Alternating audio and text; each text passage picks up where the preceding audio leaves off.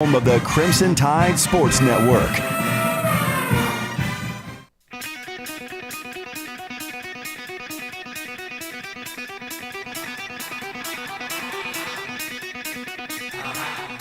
Welcome to Talkin' Ball with Scott Theisen and Drew DeArmond. Call into the Neighbors Wealth Management Hotline now, 256-576-4977. That's 256-576-4977. Now, here's Scott and Drew.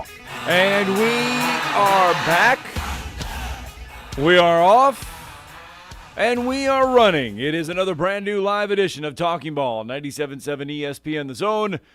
Scott Theisen, Drew DeArmond with you on a Friday morning. We have made it through the week.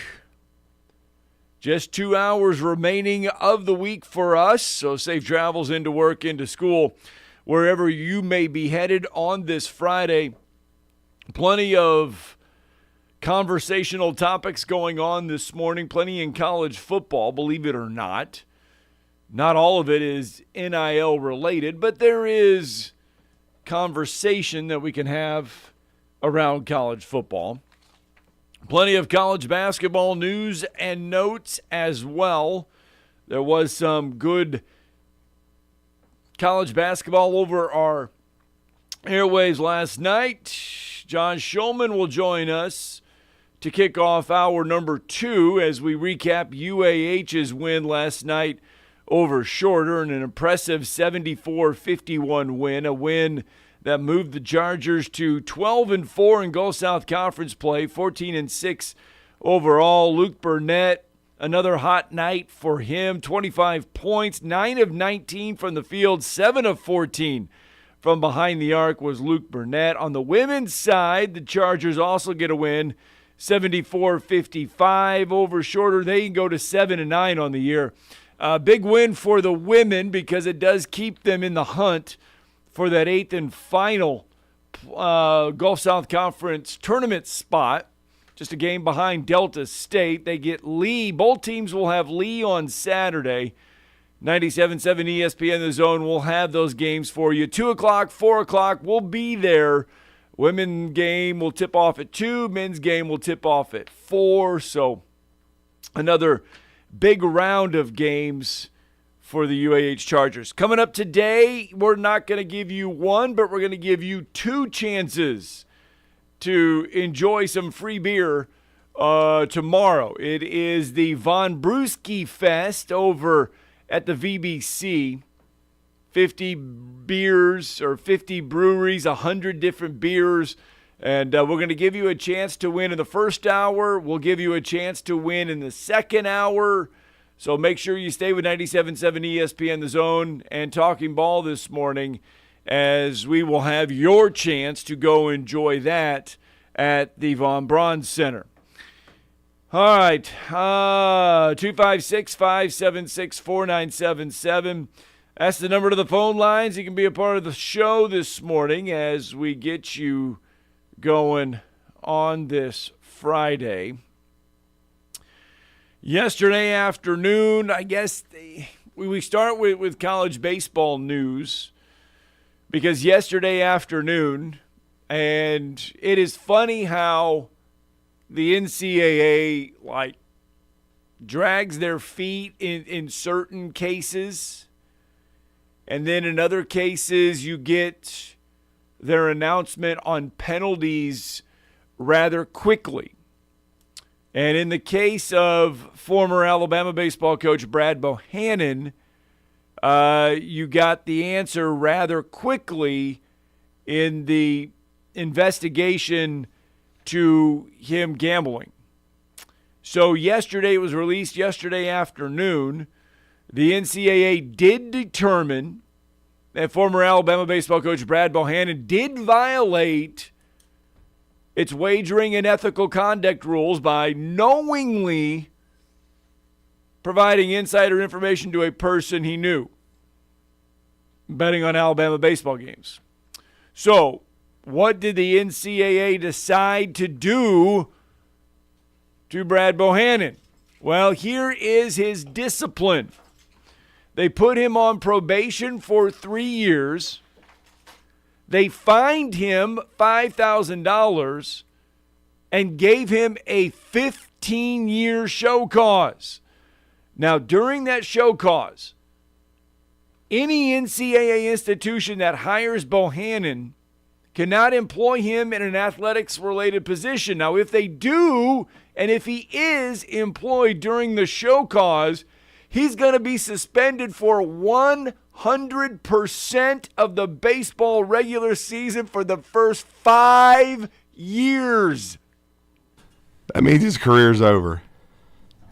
There were some people that thought he got off too lightly. Yeah, there was people that thought he should have got a lifetime ban. Yeah. Like Pete Rose. But I'm glad to see it. He deserves it. He was always good to us and good to me, but what he did is reprehensible and unforgivable. I've said it repeatedly on this show. He bet against his own team, and he bet on baseball while he was coaching. And whether he placed the bets himself or whatever, he was still tipping people off, and it's just absolutely ridiculous. And he got what he deserves. I mean, it was scumbag behavior. Yeah. I mean, what he did. And it was well known in college coaching circles after I checked that he had a gambling issue. So he's done. His college coaching career on the Division I level is over. Probably Division II, Division III. Anything NCAA related, he's done. I guess all he can do is junior college or high school. So, I mean, that's about it. So I don't even know if a junior college would take a flyer. I mean, on him right well, now. they did on Will Wade and Billy Clyde Gillespie and others. But, I mean, I know that wasn't for, gambling. But, yeah. I mean, I could see maybe a junior college. A high school? Or a high school if he wants to stay in baseball, or he may have to leave the sport altogether. I mean, No, I agree. I agree with you. I mean, maybe he'll end up working for FanDuel or something. I don't know. Anyway, that's how we get you going. I mean, the NCAA moved pretty quickly on this. I will say that. Well, Lance Cormier, former Alabama pitcher, SEC Network analyst, he's joined us quite a bit during college baseball season, and this was the thing he was worried the most about when Bohannon was let go. When they did get Rob Vaughn in place very quickly, but he was worried that they might penalize the young men and the program, and maybe even cost them some scholarship restrictions. They come after the team rather than come after the program. You'd worry about postseason.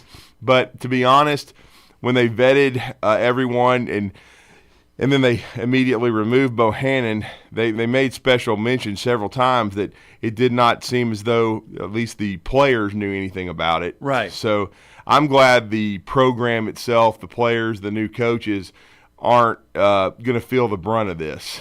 I think, and they certainly didn't receive any kind of postseason ban, didn't deserve to. No. And all the onus should go on Bohannon for doing that to his players and to the University of Alabama. After they gave him his only shot, it'll be his only chance ever as a head coach on the major college level. And if he'd have done a better job as a coach and not probably been, I don't know, now you have to question whether or not he was, putting games in peril and whether he'd compromised himself, then, he could have had a job. These SEC jobs, if you win, you can spend your entire career there. And he had a chance to do that, and instead he ruined it, and he ruined his reputation, which is sad. The SEC pays baseball coaches because baseball is one of those sports in the SEC. Now you can make over $1 million to be a baseball coach. Yeah. So several years ago, that was not even the case. I mean, Rob Vaughn's making $900K. He's the highest paid Alabama baseball coach ever. Bohannon was making $400 and something thousand. I don't know how much of that, went to others. Well, this all comes on the heels, though. A day before the NCAA made their announcement, yes, Bert Neff was in the news. Oh, Bert. Bert was in the news because he was charged with destroying evidence and tampering with witness and providing false statements to the FBI. Oh, come on. Certainly Bert wouldn't lie. In this whole wagering activity covering in that Alabama LSU baseball game. So Bert was trying to cover things up in all of Bert. Oh, Bert. Bert Neff. What a name.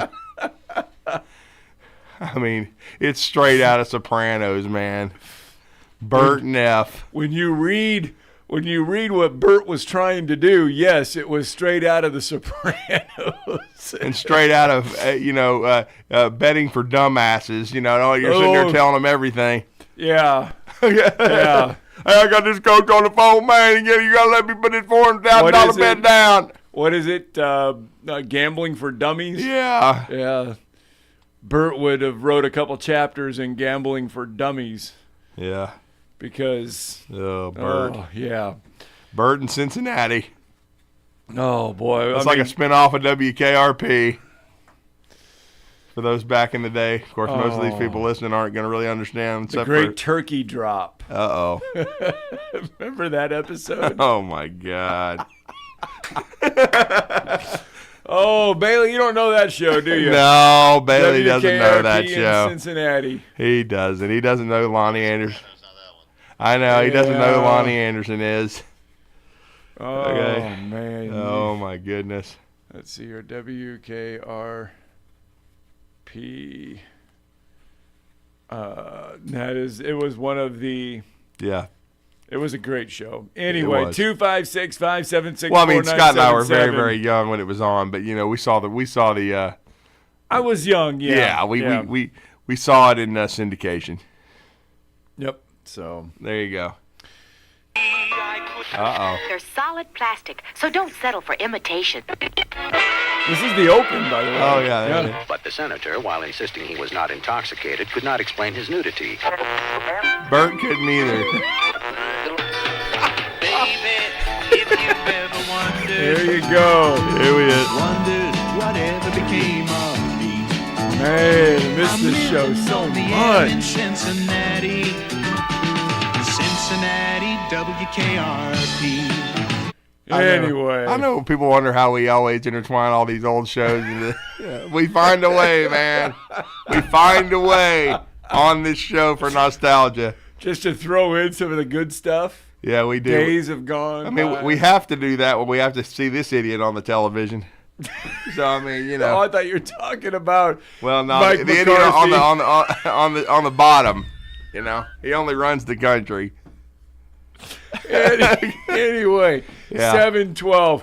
We got a lot of great stuff in store for you. We're going to give you free beer today. Yeah, in the first hour and the second hour, Give free you- beer. And you need it when you look at that dumbass on the television on the bottom. You're going to need some beer, bro. Oh, Let's boy. get a break in, shall we? Our first one in the morning. Oh. When we come back, college football news. Iowa is in the news in relations to Caden Proctor. Oh, this is another Bert shocker. Is that the new Drew and Harry for just being dumbass? Yeah, Bert. You're a small Bert. things? Yeah. You're a Bert. Yeah, hey, Brandon, No we're going to start offense, calling man. it a Bert. No offense to anybody named Bert listening. Yeah. But we're going to Bert you. All right. We got to get. It's a Bert Neff. We can start calling it a Bert Neff since Neff is such a common name. It's like a spinoff of Nerf. Like you're soft and stupid. we got to get a break in. Also, Kevin Steele was on the Paul Feinbaum That was show interesting. yesterday. Yeah, that was some eyebrow raising Yeah, stuff. I'm going to play a comment from Kevin Steele because it is interesting what he had to say. We'll get more with you. Plus your phone calls, 256-576-4977.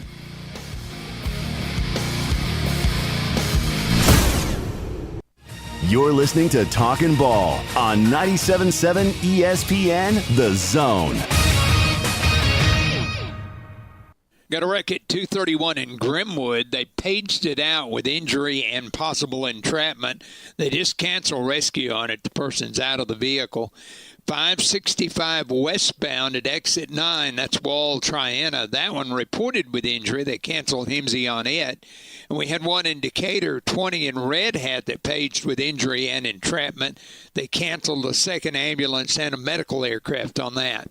Officers, construction workers, and first responders put their lives on the line every time they step on the roadway. Why not make it safer for them? Slow down or move over. It's the law. Captain Eck in the North Parkway Popeye Skywatch Traffic Center. Specializing in simple and affordable rentals, McCurry Van and Car Rental can make sure you have just the right vehicle for your next family vacation, weekend getaway, or if you just need transportation while your vehicle is being repaired. McCurry carries Ford Transit vans and Mercedes Sprinter vans, trucks and work vans, and more. And they offer discounted rental rates for long-term rentals. Now with 4 locations: Athens, Muscle Shoals, Coleman, and Huntsville. Log on McCurryRentals.com to make your reservation now. That's McCurryRentals.com. Hey there, UAH fans. I'm Morris Lilienthal. If you've been injured in an accident, visit MorrisTheAttorney.com right now to get the help you need. Don't let the insurance company take advantage of you. I have personally helped over 4,000 clients with their injury claims, and I'm ready to help you too. My firm, Martinson & Beeson, has been helping clients for over 80 years, and we have received over 300 5-star Google reviews. Get in touch with me right now by visiting MorrisTheAttorney.com. There's no charge for our meeting. Again, that's MorrisTheAttorney.com. Look forward to helping you. Go Chargers. No representation is made that the quality of legal services to be performed is greater than the quality of legal services performed by other lawyers. Specializing in simple and affordable rentals, McCurry Van and Car Rental can make sure you have just the right vehicle for your next family vacation, weekend getaway, or if you just need transportation while your vehicle is being repaired. McCurry carries Ford Transit vans and Mercedes Sprinter vans, trucks and work vans, and more. And they offer discounted rental rates for long-term rentals. Now with 4 locations: Athens, Muscle Shoals, Coleman, and Huntsville. Log on McCurryRentals.com to make your reservation now. That's McCurryRentals.com. It's time you discovered one of Huntsville's culinary gems, Good Company Cafe, the place for breakfast, lunch, brunch, and so much more. Bottomless coffee options, boxed lunch catering, pastries, and wedding and other special event catering. And with Valentine's Day coming, Good Company Cafe can help you impress your special someone with Valentine's brunch. Or you can order a brunch board to go with a bottle of wine for a special personalized picnic. Find out more and order online at goodcompany-cafe.com or stop by and see us at 7500 South Memorial Parkway. This is Wes Neighbors sitting here with Philip Love of not only Eagle Insulation, now he represents Eagle Companies. Eagle through the years have added several companies to help individuals or builders through their construction renovation process. Eagle is known to represent quality, efficiency, and professionalism. Philip, I know you do insulation, but do you do masonry? We do. Do you do grading, erosion control, and dirt hauled off? We do. Do you do afterpaint, which includes shower doors, mirrors, shelving blinds, and bath hardware? Yes, we do, Wes. Do you do landscaping and irrigation? Yes, we do. So basically, Eagle can help you all along your process of building your house or doing renovations. So do you do plumbing? We do not, Wes, but we can find somebody to do it. Just give them time. They'll be there. Anyway, call Eagle Insulation at 256-755-1556. Eagle saves you time. Eagle saves you money. Call Eagle today. Thanks, Wes. All right, welcome back. Talking Ball 97.7 ESPN The Zone. I tell you what, some people may think we've already tipped into the sauce. Uh-oh. But let's go ahead and give away a pair of tickets here in the first hour to Saturday. Tomorrow, it is tomorrow. Let's give you a chance to go to Von Brewski Fest. Yep. We'll give you a chance to go now. 256-576-4977. Caller number 4. You're going to go to Von Brewski Fest tomorrow at the Von Braun Center. 50 different breweries, over 100 different beers on hand.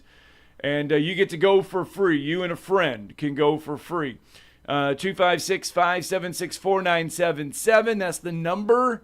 Give us a call. Caller 4. You're going to go get free beer tomorrow. Caller 4, yeah. Caller 4, the Brian Utley. I think we can do that. From back in the day at Grissom. I believe also at UAH, the number 4. Ah, okay. There you go. All right, so anyway, as I mentioned going to break, Kevin Steele, former Alabama, former Auburn, he's had stops in a lot of other places too, defensive coordinator, was on the Paul Feinbaum show And Kevin Steele gave his thoughts on the new NIL reality and what's going on in college football. Take a listen to Kevin Steele. I'll give you an example, and it's a real example, and I'm not opposed to players getting paid. I'm not sure where the lines are. And so you go into home, and the mom tells you, Coach, we love you. We've been up there 15 times. You know everybody in the family's name. We trust you. We know we're going to get developed there. We know we're going to have a chance to become a first-round draft pick. We know we got to have a chance to win a national championship. But you guys aren't in the ballpark in terms of the money.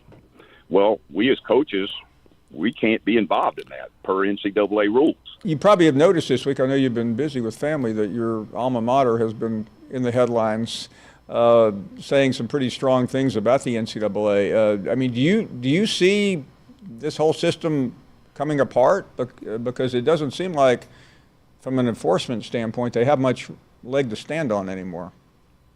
Well, I think you just said it. I mean, if you look at the track record over the last couple of years and the lawsuits and those kind of things, I don't know, and I can say this now, I couldn't have said it 2 months ago, I don't know what role the NCAA has as a coach. Now, I'm not an administrator. I'm not somebody smart enough to figure it all out. But just as a boots-on-the-ground soldier, it doesn't seem to have any effect anymore.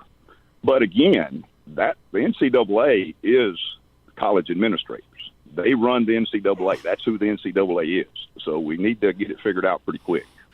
There you go. Kevin Steele, some poignant insight there. It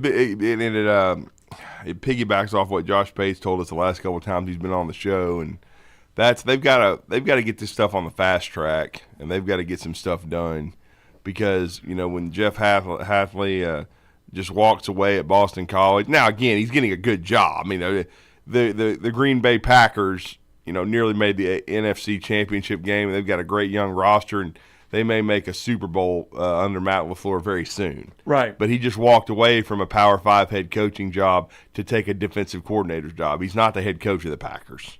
No, he's the defensive coordinator. Now, it came out last night that Chip Kelly. Yeah, another prominent head coach. Chip Kelly at UCLA interviewed not once but twice for the offensive coordinator position for the Las Vegas Raiders. And it looks like he's not going to get it, but Cliff Kingsbury, who's living that blessed life.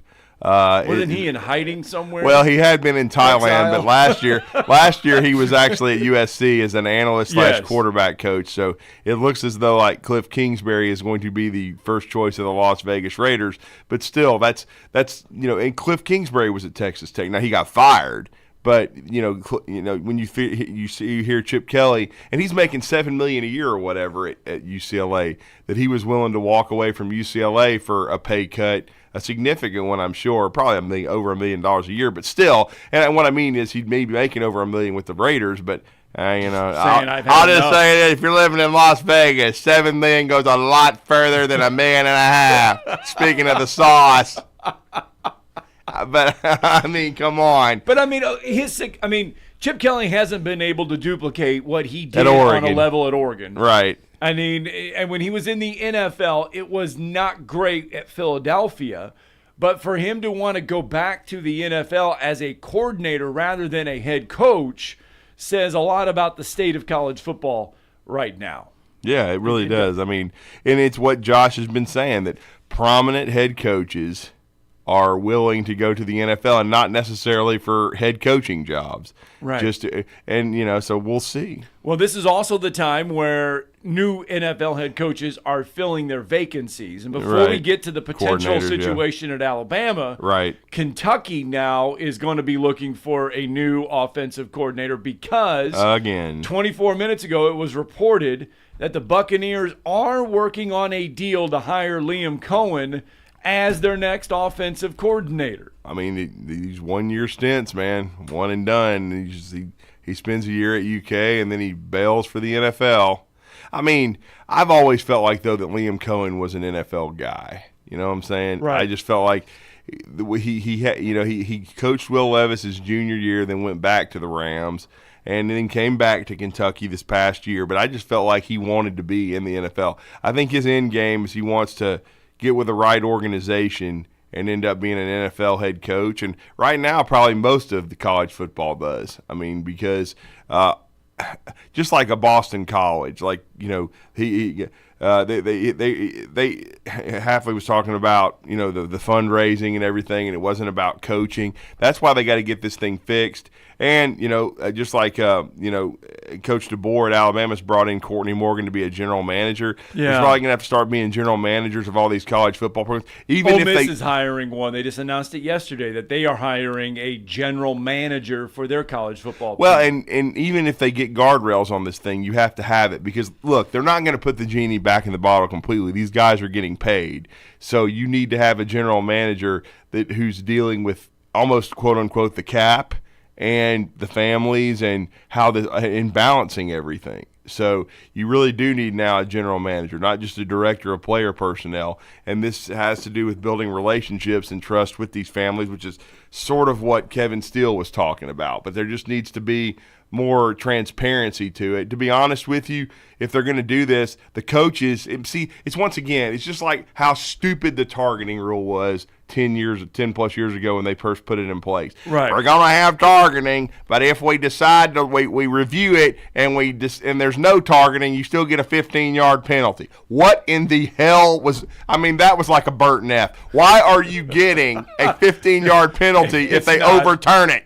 It's not a penalty, you moron. So that's what I'm saying. So that's what you got to do. So in this situation, you know, that's why they've got to get the genie back in the bottle in some form, because they're going to get paid, but there needs to be guardrails on this. And the coaches and the administrations need to be involved and know what these kids are making. Right. And they've got to destroy collectives. Collectives need to disappear because this is stupid. Okay? Collectives is a fancy word for booster. Yeah, it's booster. It's like Happy from Blue Chips. You know what I'm saying? And paying and Ricky Rowe with his duffel bag with $30,000 and the tractor. That's what that's about. You know, that doesn't need to be happening. I mean, you need to know exactly what these dudes are making so you can handle everything, and everything's out there in transparency. All right, 7:27. Before we delve into another topic, let's get a break in, because when we come back, we're going to stay with the offensive coordinator theme, because could Alabama be losing their offensive coordinator before he even goes through spring practice? We'll fill you in coming up next.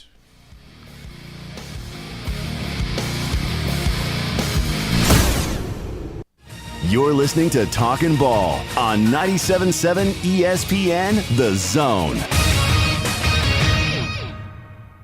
From the Fox 54 Weather Center, I'm meteorologist Emily Owen. For this Friday, expect plenty of sunshine. High temperatures going to be topping out in the upper 60s for the afternoon.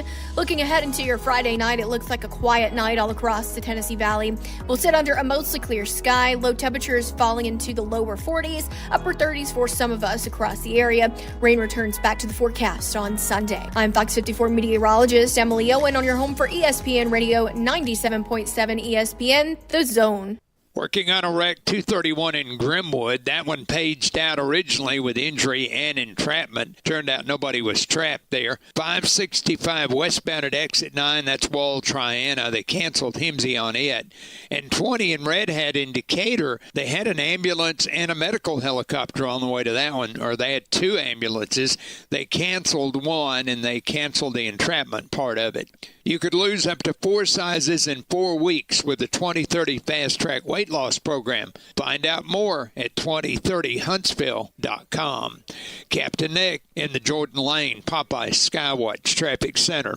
Are you tired of chasing a roofing contractor to show up on time or even show up at all? I'm Sam Fleming with Fleming Roofing and Restoration. Our motto at Fleming Roofing is we show up.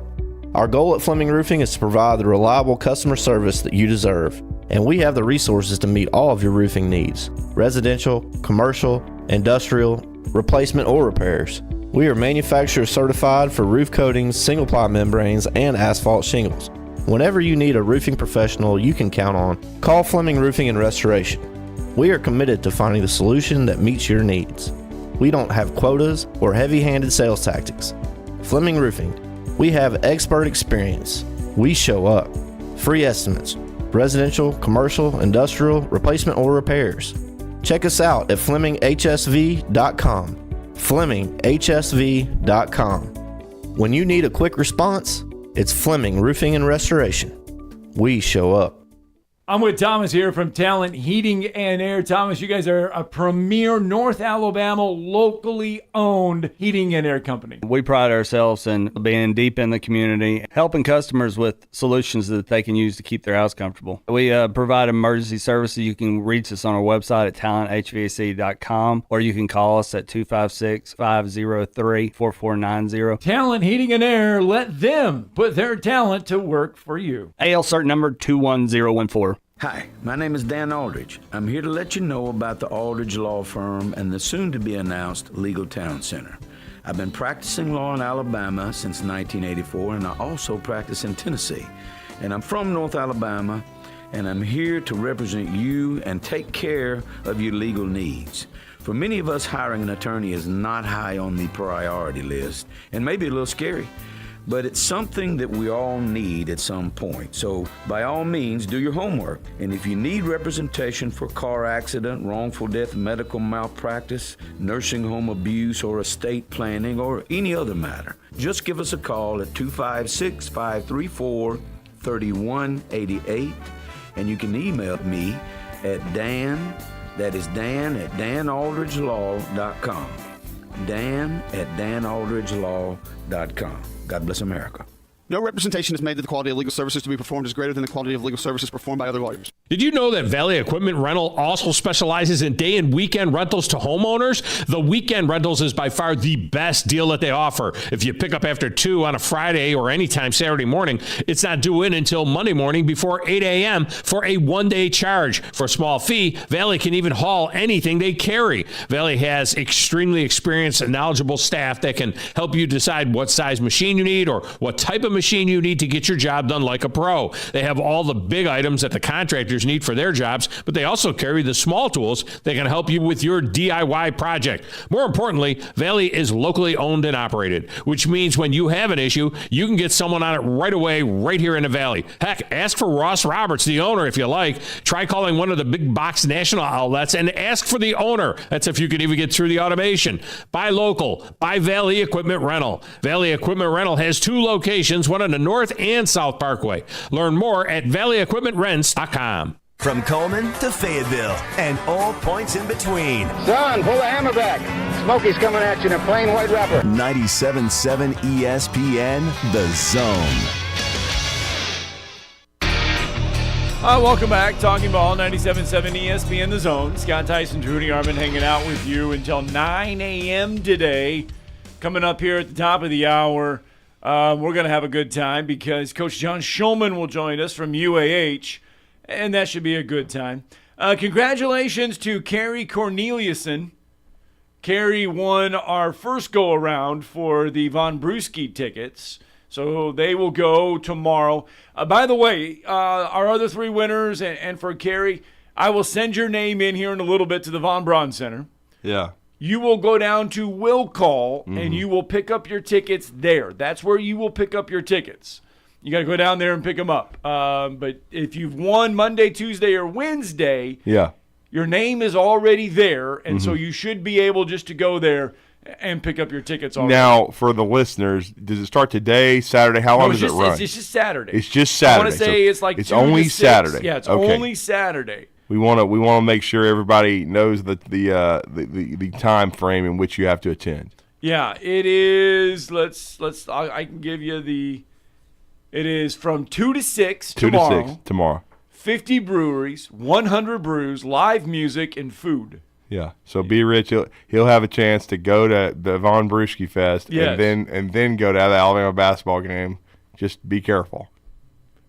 Well, what time is the Alabama basketball 7:30. You may need a driver. That's what I'm saying. Just be careful, you know.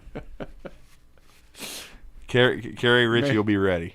May not be able to. I mean, just go to the Von Brewski Fest. I mean, they could ride with me. I mean, I'm going to the game after finishing up the Huntsville High JV and freshman tournaments, but I'm not going to Von Brewski Fest. I love it here. You know, I'm glad that they're a great sponsor and everything, but got another gig. But just everybody be safe speaking out of there. Another gig, could Ryan Grubb, or what's your feelings on this? The Seattle Seahawks need an offensive coordinator. Right. And it surfaced yesterday that Alabama's current offensive coordinator, who came with Kalen DeBoer, Ryan Grubb, who Nick Saban wanted initially in Tuscaloosa. He's in Tuscaloosa, but he may not be in Tuscaloosa very much longer. What's your feelings here? Does Grubb end up going back to Seattle, do you think, or does he stay long-term in Alabama?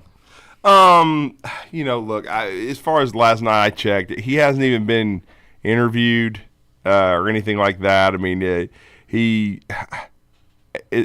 I guess you could say maybe his name's in the mix, but he has not sat down with them. There's no offer. Cortez Hankton was supposedly in the mix with the Atlanta Falcons, and he didn't get the job. So I wouldn't assume anything. He's been out recruiting, for Alabama. He was out recruiting yesterday. I think he was supposed to be in California today. He's been out in no rest for the weary. They've got a junior day coming up on Saturday, Scott. Yeah. I think he's right now all signs are pointing to him being at the University of Alabama. I know things can change quickly. We just talked about Liam Cohen leaving for the Bucks, but still, I would be surprised at this point if it happened. And I know Mike Florio, who voted for the moron on the bottom of the screen, he said that he was a person of interest basically for the Seahawks. And again, and he's done a great job. He has connections to Seattle. But a friend of mine in the media made a good point. They just hired McDonald, the defensive coordinator for the Ravens. Right. And he's young. He's only been in the NFL, a few seasons, only been a DC for a couple. So he's a young head coach. So you would think he would maybe want some more experienced hands. Grubb has never been in the NFL at all. And it's kind of like Antonio Pierce. He hired Marvin Lewis as like his assistant head coach. Okay, and it looks like he's going to hire Cliff Kingsbury as his offensive coordinator. Well, Cliff's been a head coach in the NFL. Got a little bit of NFL He experience, does. yeah. And so I would think a young coach, would as far as with the Seahawks, would want some more experienced NFL guys. We'll see what happens. I guess the only reason why you would want to consider him is because it's a return back to where he's familiar, and that is the Seattle area. Well, he is, but that's not the NFL. He's familiar with the college level. I know. But and of course they're familiar with his work with the Huskies, and right. And eventually he may want to be in the NFL. But I would just think right now that he's going to stay. And then Florio and Pro Football Talk were saying he's not been officially announced by the school. Hey, Florio, they haven't announced anyone officially on DeBoer's staff yet. Probably not going to do that till next week when they have kind of an introductory deal on signing day. So, you're kind of chasing, ghosts here a little bit. Well, doesn't the board or whatever, the trustees have to? Yeah, and there's also a situation with William Inge, who it's been thought he would be the final addition to the coaching staff as edge coach, outside linebackers, and then special teams. But I think he's under contract with Washington, maybe a multi-year contract, and so there could be some red tape there. So they're trying to work through. And I think they had to work through it with some other Washington assistant coaches that have already come with him. So, again, they haven't made it easy. I'm talking about Washington hasn't. So they're having to work through this. And but I would think in the coming next day or two, by the weekend, it'll be worked out. But we'll see on Grubb. But as of right now, I would be a little surprised. It wouldn't be the first time, though, but I would be a little surprised if he left Tuscaloosa. All right, let's go on to the phone lines. LC is with us. Good morning, LC. Morning, guys. Love the show and excited about the Bama basketball, the way things are looking. It seems like the team's coming together, and it's a fun year. It looks like it's going to go really good. Now, this may seem like a silly question, but I'm just curious. I hear certain team, and, of course, Bama's won the SEC tournament and done really good lately, but some years you are the regular season champs. Some years you win the SEC championship. And I love to see those banners hanging at Coleman. What are you the champion of the league if you win the SEC tournament? And then if you're the regular season champ, do they add that to a banner? How does that work? I'm just curious, guys. Well, they used to, back in the day, it used to just be the SEC tournament where you were the champion, but they hang banners for both of them now. Yeah, they're you're separated. the SEC regular season champion. Yeah. And then you're the SEC tournament champion. So really, you have two. Now, it was in the day. I think it's changed now. But if you were the SEC, for your mid-major conferences, it's important, not for the Power Fives as much. But if you are the regular season champion and then you fail to win your conference championship, especially in one-bid leagues, you automatically got the NIT bid to go for postseason play. Yeah. So I don't know if that means anything, but yeah. So, I mean, a lot of your mid-majors recognizes them as well because of that. Okay. Well, so technically, can two different teams claim to be the SEC champion if one wins the regular season and one wins the tournament? One is the tournament champion. So they clarify themselves or classify themselves as the tournament champion. Okay. So both, in other words, two different schools can Yes. say, "Hey, we're the champion," right? Yeah. Basically, I mean, you can make two different T-shirts. Now, I think the regular season means the most because it's a marathon, right? And you and again and now because back in the day it meant the most too because it would get you an automatic bid to the NCAA tournament because it used to be back. In the 60s and 70s and stuff like that, everybody was a one-bid league because you had to win your regular season championship just to get into the NCAA tournament. And I'll say this: last year, I know it's Division II, but UAH last year won the regular season. Yeah, UAH is the Gulf South Conference champions for the 22-23 season. Yeah, didn't win the Gulf South Yeah. Conference tournament, but they are the Gulf South Conference champions. They got rings. They did everything. Yeah. But yeah, so that's that. I know it's Division II, but that's how they look at it as well. Guys, that cleared it up pretty good, and I really enjoy your show, and thanks a lot. All right, thank you. All right, let's stay out on the phone lines. Richard is with us. Good morning, Richard. Morning, Richard. Morning, guys.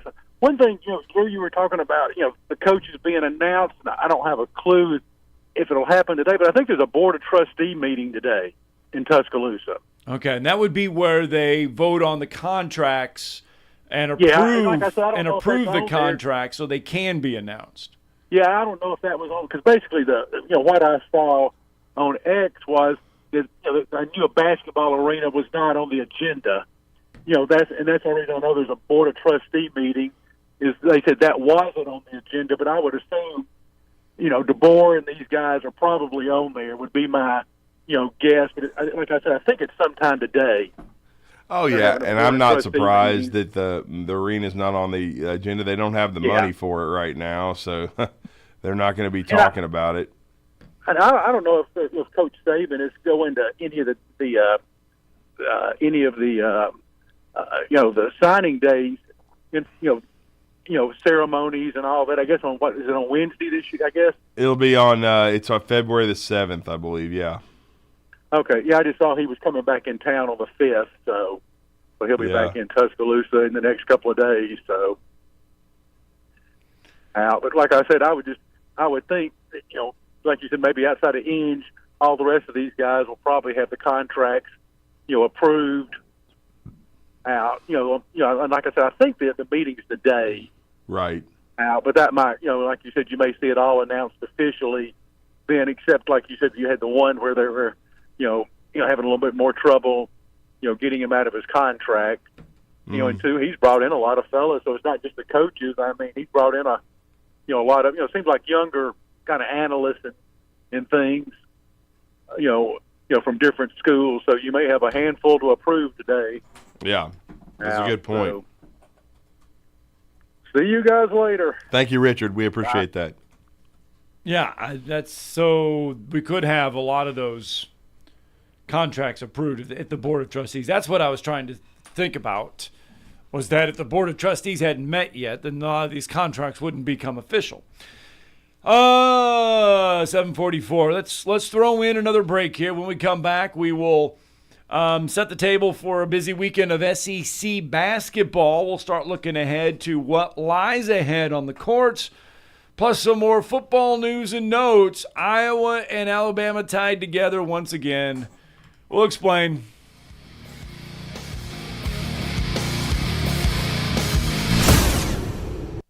You're listening to Talkin' Ball on 97.7 ESPN, The Zone.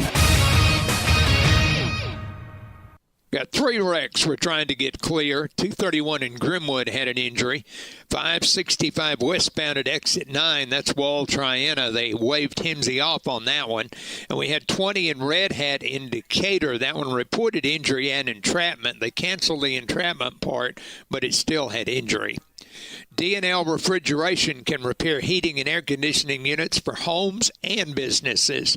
D&L 256-652-1207. State license 08091. Captain Neck in the North Parkway, Popeye Skywatch Traffic Center.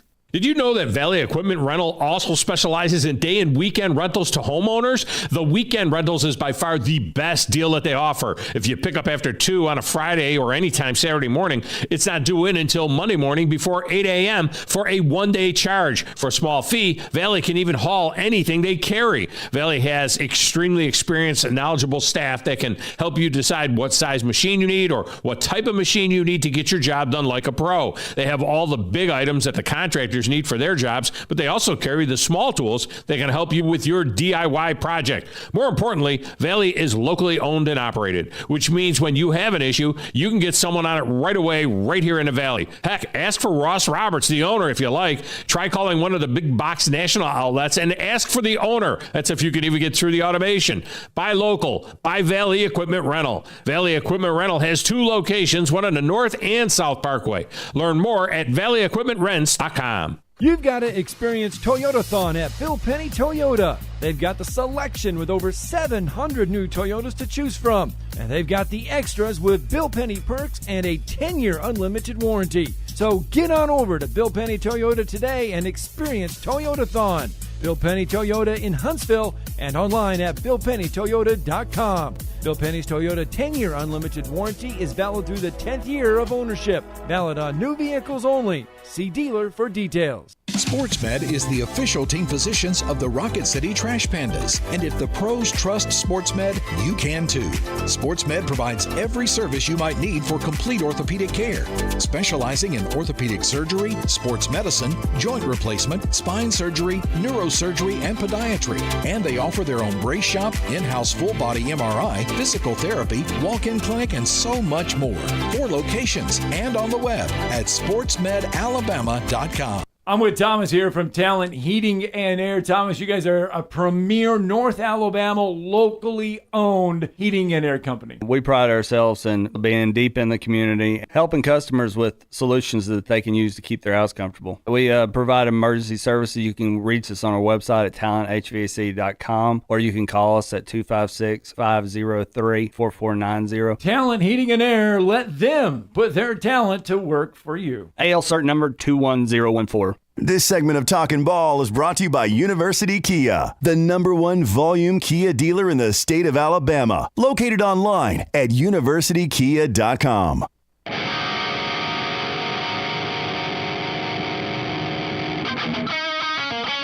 right, welcome back. Talking Ball 97.7 ESPN The Zone. Scott Tyson, Drew DeArmond. Welcome back into the show. And you remember when Caden Proctor decided to depart Alabama and go to Iowa. He attended an Iowa basketball game and had reporters ask him questions, and he's kind of hard to miss. They saw him sitting in the stands. Yeah, he's not. Yeah, and anyway, he said, well, yeah, the Iowa coaches they reached out to me when I was struggling and said keep your head up and everything, and it kind of raised some eyebrows a little bit. Well, Iowa has self-reported a violation And it is what they call a level 3 violation, I think. Yeah, a level 3 violation, the very minor of violations. Level 1 is the most serious, level 2, then level 3. The punishment is probably further education for the staff and admonishment. Yeah, what are they going to do to them? They're not going to do anything. Like I posted on X yesterday, I hope they can teach pass protection and a little mental toughness. Because it's grape level right now. Anyway, so there you go. So the joke was, it wasn't that Iowa turned themselves in. It was that Caden Proctor turned Iowa in himself. On TV by admitting the fact that the coaches reached out to him. Yeah. They probably will put that on Brian Ferentz, too. By the way, where did he end up? He get a job in the NFL? Oh, look at that. Nick Dunlap is on the bottom TV today. Well, he's going pro. There you go. Everybody knew that. Hey, Spike McCroy, he laid that out for everybody, you know. He did. He said, how is he not going to? And you know, you have to admit, I mean, after what he accomplished at the Bob Hope, I mean, come on. Not everything good is on the bus. So in the studio, we have a top TV and a bottom TV. Yeah. The bottom TV news is usually not very good. No, because it's usually liberal. Yeah. The top TV Hey, but news. they did spell Punxsutawney or however the hell you say it. Oh, do you follow that at all? I mean, they just said it was going to be an early spring. I didn't know how the hell you spelled it. It was up there. I mean, you know. Do you want to take a shot on how to spell? Hell no. I know it's around this time of year every time you're really going to have an early spring or a extended. Punxsutawney Phil. Yeah. PUNXSUTAWNEY. There we go. He did not see his shadow. Okay. So he is now predicting an early spring. And Scott spelled it right, so there was no ding. Well, because I'm looking right at it. I know, but I'm just saying because of the spelling bee. So since this is a sports show, and we throw out numbers all the time on the show, do you dare to take a guess on the percentage of how many times the groundhog has predicted it correctly? Oh, jeez. I mean, how long has this been going on? I don't... For a long time. Maybe Burton F. would want to bet on this. There is somebody that probably bets on whether or not the groundhog sees or does not see his shadow. I don't know. He's only right 36% of the time. Uh-oh. So we may have an extended winter. So there you go. Yeah. Although in the Tennessee Valley today, it's supposed to be warmer than normal for the next 8 to 14 days. So. Well, we'll probably never get to the chance to ask Bohannon and Neff what their percentage was. Oh, Bert. Anyway, 256-576-4977. You can join the program and join the show this morning. Well, someone did text in, Scott. They wanted to know if Brian Ferentz was going to maybe be hired as a special consultant for punting. He's going to be a motivational speaker. Yeah. How to remain average and below average. Oh, boy. Yeah. Actually, he's going to go to coaching clinics, high school clinics, and this is not what you do. And he's a great running game coordinator. He can run the ball. Oh. Just not very imaginative. Anyway, 256-576-4977 on a Friday if you want to join us. Coming up at the top of the hour, John Schulman is going to join us. He's raring to go. He is raring to go. And he should be raring to go because his basketball team got a victory over Shorter last night. And I helped. I did help yesterday. How did you help? Because I reminded you there was a game. Oh, no, yes. remember because I was banned. Okay. By the way, just so that you know. Yeah. Danny Petty. Yeah. Leaned over. So we were in the middle of the game, and they had a media timeout. And during the media timeouts, I go on the bench and I listen to what Coach Schulman is having to say. And Danny Petty, the Hall of Fame head coach, yes, leans over to me and says, "Well, I'm glad you remembered to show up." Thank you, Coach Petty, for listening to this show. Thank you. It caught me off guard for a second. Then I was like, oh, yeah. And I turned to him and I said, I was serious. I totally forgot and blanked out that UAH had a game. And I said, I was prepared for the women's game. I was good. But in that moment, I totally blanked out that UAH had a game.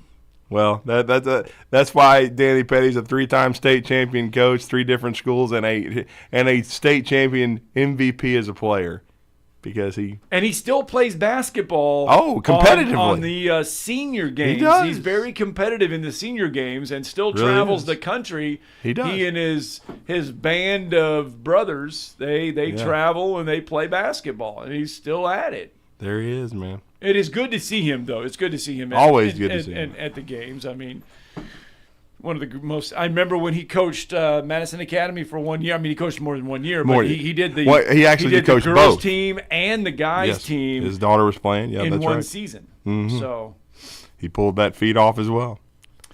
All right, 256-576-4977. Just a short time left here in hour number 1. Of the show.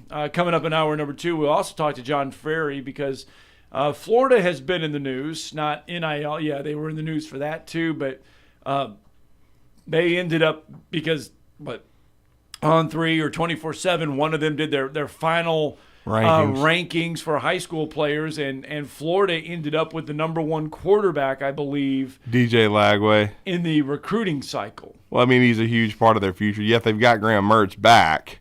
And then they brought in Ron Roberts. They've made changes to their coaching staff, quite a few. Corey Raymond gone. He's back to LSU. So some changes on the coaching staff, some changes on the roster. They got the highest-rated defensive lineman after that ranking, L.J. McCray from Daytona Beach Mainland. So, but there's heat on Billy. I mean, he's got to start showing some progress this year. And then we know about Todd Golden and the hoops. I mean, they just got through winning in Rupp Arena. So, they got a split with Kentucky, and they're playing their way into the field of 68. So they're very high. They've got Alabama twice coming up. Very good offensive basketball team. So we'll get a chance to catch up with John from the great state of Florida. And since we were bringing up Danny Petty and high school basketball, we want to pass along congratulations to Hartselle head coach Farron Key. Farron Key, a friend of the show. He got win 173 last night. He becomes Hartselle's all-time wins leader in boys basketball head coaching. There you go. He's built a very nice program over there. He's joined us in the past, and he's got Brody Peebles over at Liberty, who's one of the greatest players in Hartselle history. He was so fun to watch. But congrats to Farron Key and Hartselle. It's going to be 67 degrees today. Oh, Lord. The bottom TV giving us knowledge we can use. Yep. Only going down in the 40s, so, You should be okay. No frost. Well, I mean, no frost. There was no frost this morning, really. Nope. I tried to give you a heads up yesterday. Yeah. I tried to give you a heads up. Yeah, that one caught me off guard, but it wasn't as bad as a couple days ago. No. All right. Coming up in the second hour, this is what we have. We have John Shulman. And he remembered the game. He remembered. And we got free beer to give away again in hour number 2. And the Richies will have fun. They're not going to the game, so they can take their time and spend the entire 4 hours. Well, that's what you do. I mean, if you're going there, you might as just well. Watch the Bama game on TV. They got a special guest last night. There's a plethora of beers. Right. A plethora of beers. Yep. All right. We'll see you. Hour 2 next. This is Brent Musburger's VSiN Action Update on 97.7 ESPN The Zone. Free air-chilled boneless chicken breasts and 4 juicy boneless pork chops with your order. OmahaSteaks.com/VSiN. Now, here are the latest lines from my guys in the desert.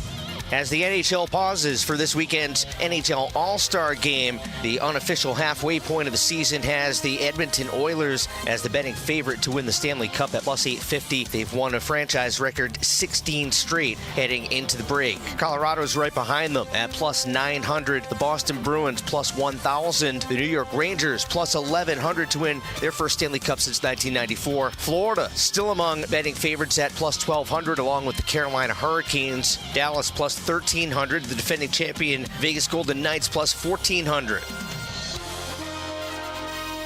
Get the latest lines and more at vsin.com. WZZN, Union Grove, Huntsville, Alabama. 97.7 ESPN, The Zone.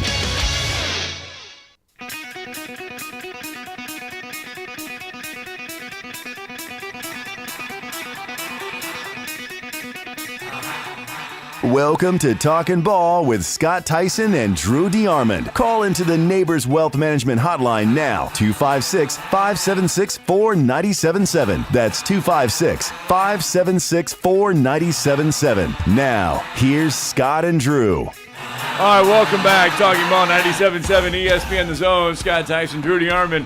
And I'll tell you this, I already have it, and I already know that UAH plays on Saturday at 2 and 4. I was reminded of that yesterday as well. I was not joking when I said yesterday, I literally forgot in the middle of the show that there was a basketball game last night.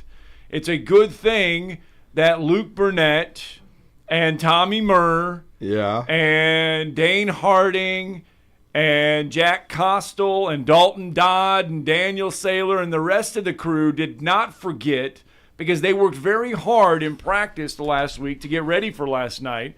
And it showed, because they got a nice little win over Shorter. Now they got to play a tough Lee team on Saturday. At home. But, yeah, at home. It's at home, Scott. But and you can't go, and they didn't forget. So I did, but I remembered, and so we're all good. Hopefully I got some brownie points. I know I've been banned, but at least I did step up and remind you of the game yesterday, so you were there.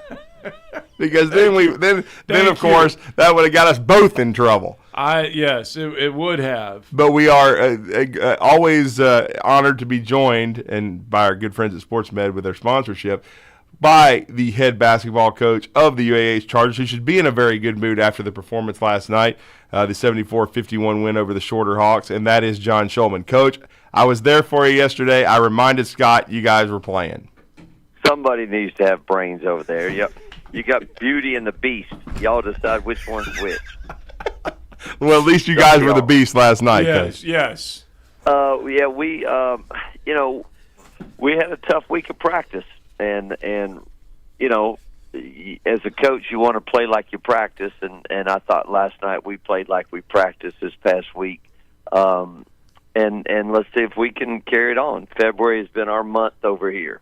We've always been really, really good in February, and last night started that trend. And for the first time in a long time, we gave up less than double-figure threes, which is really nice. And we did a really good job. You know, they scored 51. Scott was in the locker room at halftime. I said, let's hold them under 50. And Costel said, will you do push-ups in front of the team if we hold them under 50? Well, Drew, I don't know the last time you did a push-up. Hell, all I did was bust my tail on the ice. Yeah, from the looks of things, it's been about as long as when I've done a push-up. Yes, sir. And so when they scored with about 20 seconds to go to score their 51st point. That was the only time I wasn't upset that they scored the whole night. So there'll be no push-ups today. Oh man! No, we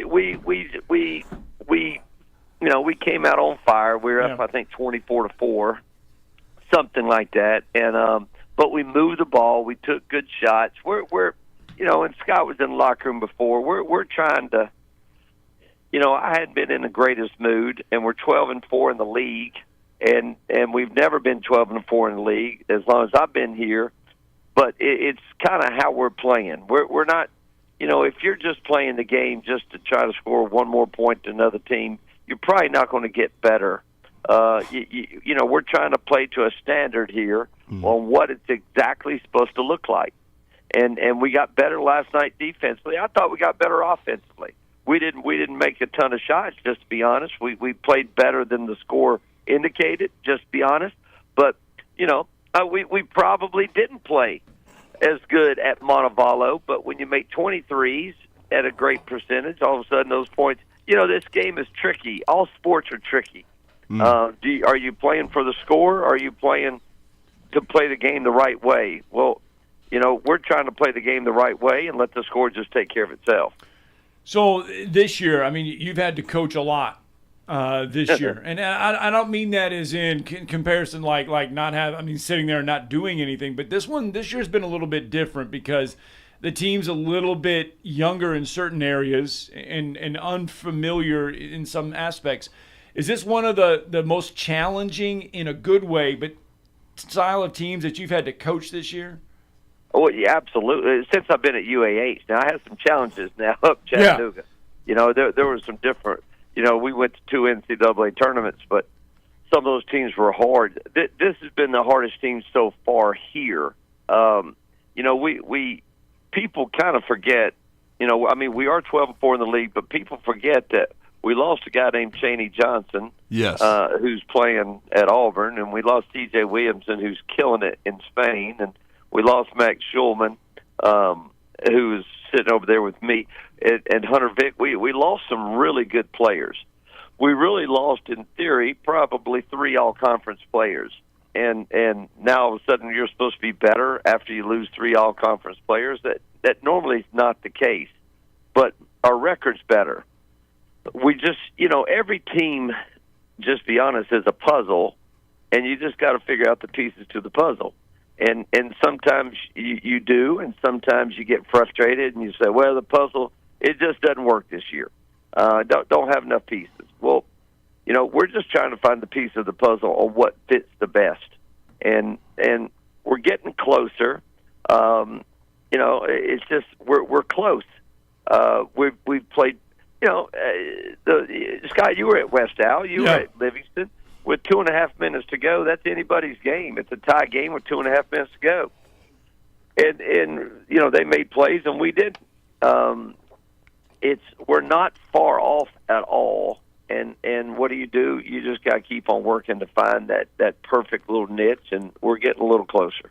And, Coach, I know you're a defensive guy, but you've also had to play some zone. You've told us about that on the show. Is that going to be something that needs to be used for the rest of the season for the way this team is constructed, is playing zone defense to be more effective on that end of the floor and to be able to defend the 3? Well, absolutely. And we've talked about it before. We don't play a zone to give up 3s. We play a zone to take away 3s. And we've kind of tweaked our man D, and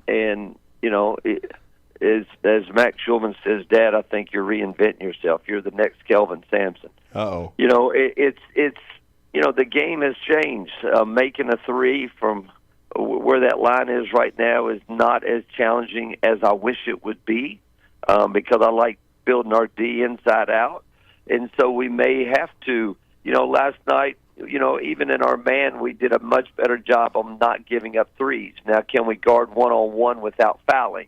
The thing that doesn't change for me is we are not going to foul.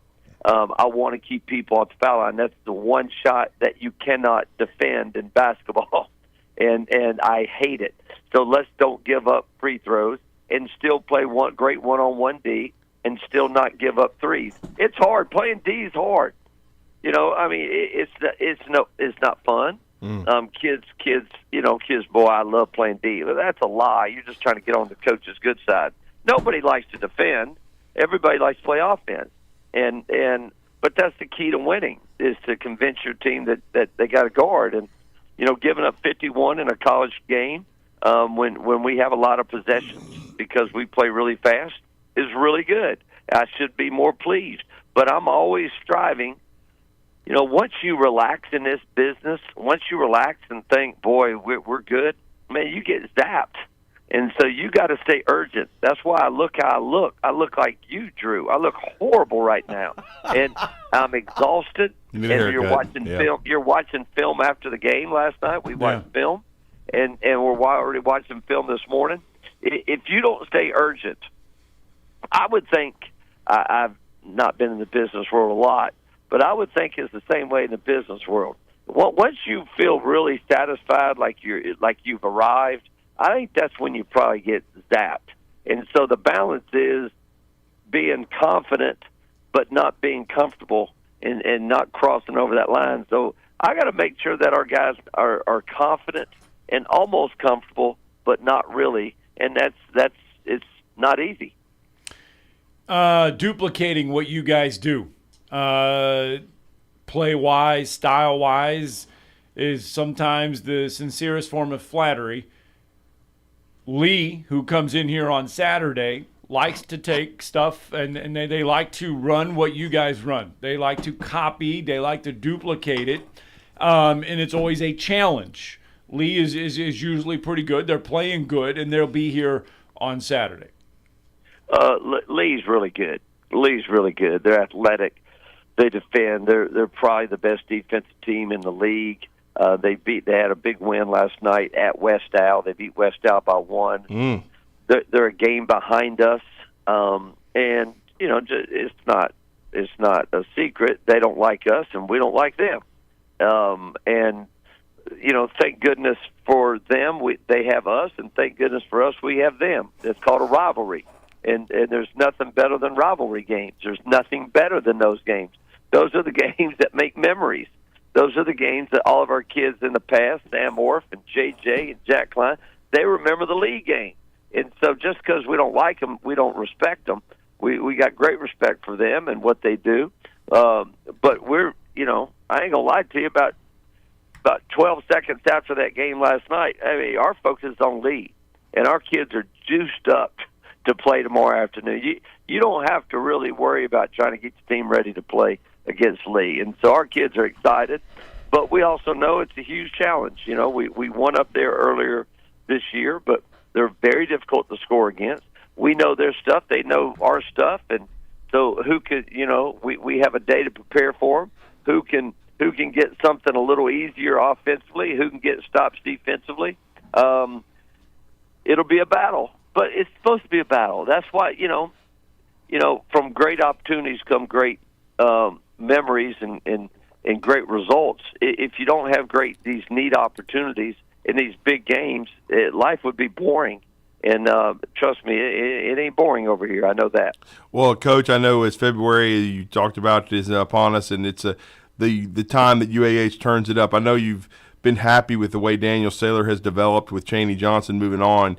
Is there another player, though, as an X factor that you're looking for to step up that could be maybe the final ingredient in a run for UAH to win another Gulf South regular season championship? It's just be honest, it's probably Austin Leslie. We've moved Austin to a 4. That 4 spot's been kind of intriguing this year. You lose Chaney, who you going to replace Chaney with? And Dodd is solid, very solid. But everybody's got different personalities. And Thurman can get up 7 threes before your show can go to commercial. I mean, he can get them up quick, and there's nothing wrong with that. Austin, I guess down in Livingston, Scott, I bet he played 15 minutes and had 17 points. Yeah. So I mean, he can do things that. I mean, he can do things that everyone else in the country can. Gosh, he can leap so high. He is athlete. Extremely talented, and why would you move Austin from a 3 to a 2-3 to a 4 right there in the middle of the season? Well, we're always searching and trying to figure out the rest of the puzzle. So he's a big piece of the puzzle, and like I said, he can do things that the rest of us can't do. So we have to make sure that we put him in spots where he can be successful. So, that 4 spot, Costal's had a good year, and Luke is Luke, and Tommy's Tommy, and our 5s have been solid. At 4 spot, if Thurman could make 2 or 3 threes a game and Dodd continue being Dodd and Austin Leslie doing some things that the rest of the world can't do, then we do have a chance. But it's February. I don't know. I talked about this the other day, Drew. I don't know if we get, we start working at this in August. Well, it's February, and you get tired, and you get tired of each other, and most teams get tired and get cranky, and when you get tired, your true character comes out, and you get fatigued, and you start complaining. I don't know if we get better, but I think maybe everybody else gets worse because everybody gets tired of each other. And I learned a long time ago, boy, the team in February that's happy and hugging has a chance to win. And if you can keep this thing and make sure your kids are having a good time, like, isn't that weird? Making sure your kids are having fun playing a game. If your kids are happy and hugging in February, you do have a chance. And so far, so good. Our kids are juiced up. Thank God I don't have to do those push-ups. But boy, let me just tell you something. You better smile and you better have some fun and you better laugh on occasion, or this thing can get away from you. I'd come to see you do push-ups. Or they could just watch me fall against a wall and with a beer on my head. Oh, yeah. That was earlier this week. That's probably an everyday occurrence, Drew. So well, not really, but it certainly was an occurrence this week. Well, Coach, we know it's a big game Saturday, 4 o'clock. Should be a raucous environment over at the stable. I mean, this is one of the biggest rivalries in the Gulf South Conference. We're looking forward to that. It'd be a huge sweep for UAH as they look to continue to stay atop the Gulf South Conference standings and go to 13-4 in the conference.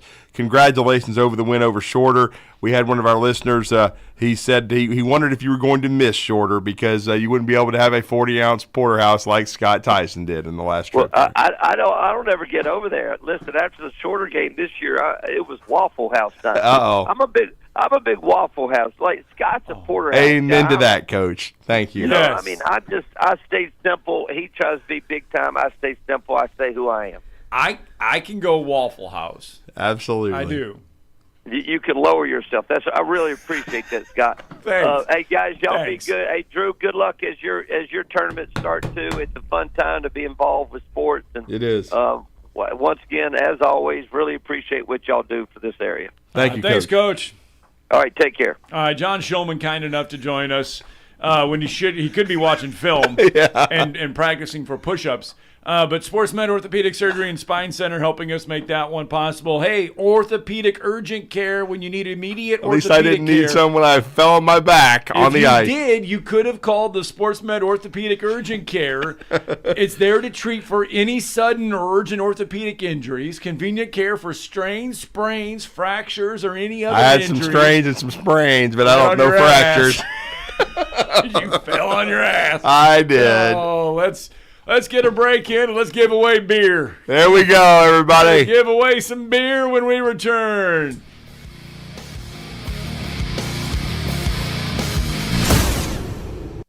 You're listening to Talkin' Ball on 97.7 ESPN, The Zone. Haven't picked up anything new accident-wise. Everything from earlier should be clearing.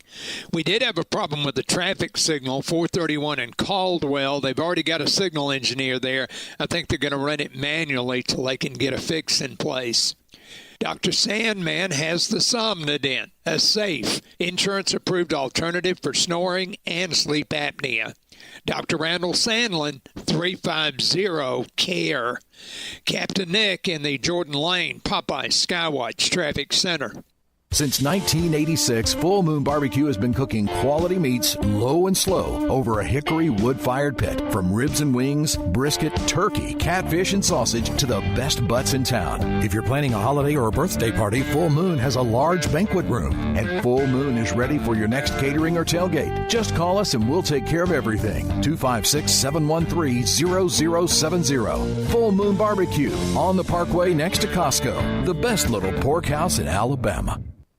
You spoke, we listened. You want more local? You got it. More local programming. Coach Sylvester Kroom joins us right now. Coach, finally, I got to ask, what would be your evaluation of one Wes Neighbors at linebacker. I was very fortunate to coach Derek Thomas and Cornelius Benton and Mike Pitts and all those guys when they coached linebacker. It would have tested my coaching, really given my coaching abilities a great test if I'd have had to coach Wes Neighbors long term at that. More local games. Play action, looks downfield, heaves it along the near sideline, has a man down there, and it's caught! Touchdown Madison Academy! More local coverage you can't get anywhere else. Now, I'm sure your next question is how many reps is he getting and who's he splitting time with and who's he competing with and what team's he on and where's he at on the depth chart, none of which we have an answer for. We are your home of ESPN Radio, 97.7 ESPN The Zone.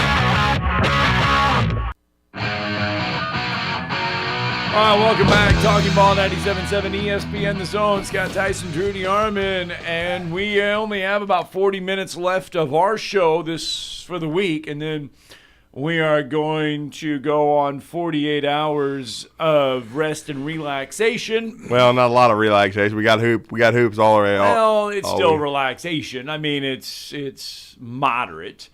College basketball does come your way. We got high school basketball. College basketball does come your way in full force tomorrow. So if you want to enjoy it in front of the big screen, and I mean the big screen, you can go to the Von Brewski Fest, enjoy some beverages before the basketball game or during the basketball games because it's all going on. So if you want to go to the Von Brewski Fest, this is our final pair of tickets. We've given away 4 pairs. We got to give away the 5th and final pair of Von Brewski tickets, and we will do so right now. 256-576-4977. Bailey, pick us a winner. Pick us a winner. Wow. Kind of going the natural there. I mean, giving me too much power. See where he tells Bobby to go pick him out a winner? Yeah. Bailey, pick us out a winner. 256-576-4977. If you want to go to Von Brewski Fest, this is your final chance to go. There you go. Bailey already on the phone. Is he going to give him the tickets? I don't know. It's up to Bailey. Yeah. We're giving Bailey we're giving Bailey the too much power probably. Squirrel.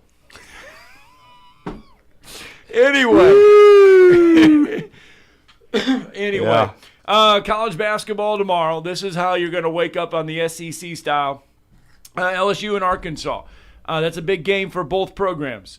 Arkansas is, I don't want to say trending up, but they've got 2 wins now in the conference. This is a winnable ball game if Eric Musselman and company want to get back into the hunt of things. As far as in-state goes, let's run those down first. Auburn has a huge one on the road tomorrow at Ole Miss, 5 o'clock. Auburn and Ole Miss. Can Auburn go on the road and finally get a road win? We got one, and he's on the line. Okay. Natty Dan.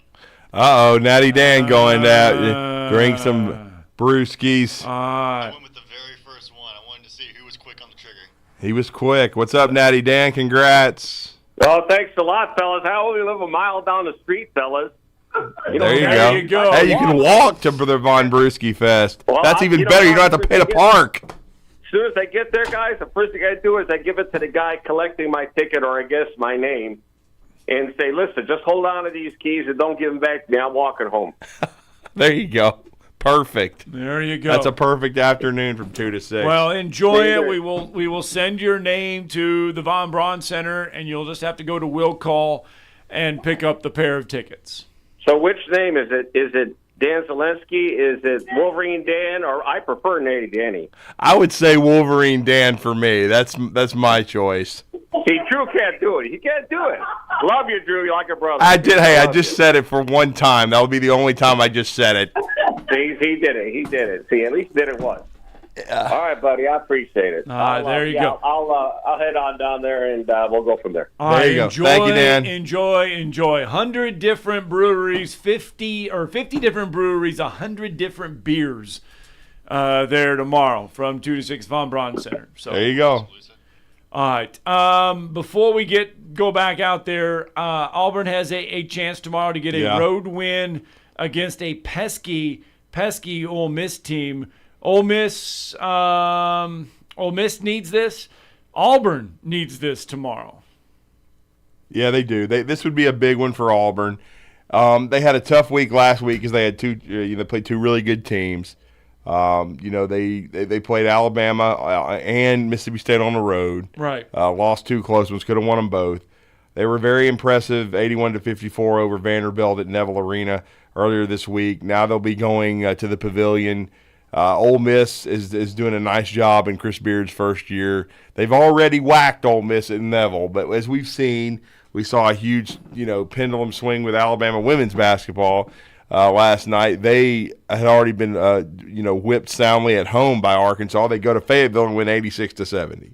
So you never know in basketball what's going to happen from game to game. John Schulman just mentioned it because the Chargers were 84-73 winners at Lee, but they don't like each other, and so they will be taking on Lee at Spraggins at 4 o'clock trying to sweep them. It's tough to sweep a good team.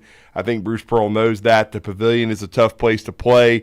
This would be a significant win, a quad one win, though, for Auburn. Yeah. And you mentioned Mississippi State. Alabama has Mississippi State. Alabama got a big win at Georgia coming back, but you don't want to give it back at home. You're trying to sweep a good Mississippi State team that's been playing better under Chris Jans. It's going to kind of be a battle of tempos. Alabama wants this game played in the 80s. Chris Jans and the Dogs would rather it be played in the mid-60s to low 70s. So this is going to be kind of a battle of tempos, in my opinion, with Alabama and the guys from Stark Vegas. And really the headline game in the conference tomorrow is a 7:30 game on ESPN. The Vomits in the UK. Yeah, 10th-ranked Kentucky hosting 5th-ranked Tennessee. That's the headline game in the conference. Yeah, let's go Wildcats. Let's pick it up. You want Kentucky to win this one. Give them 2 L's in a week. Hey, anytime Tennessee loses in anything, it's a great day. Okay.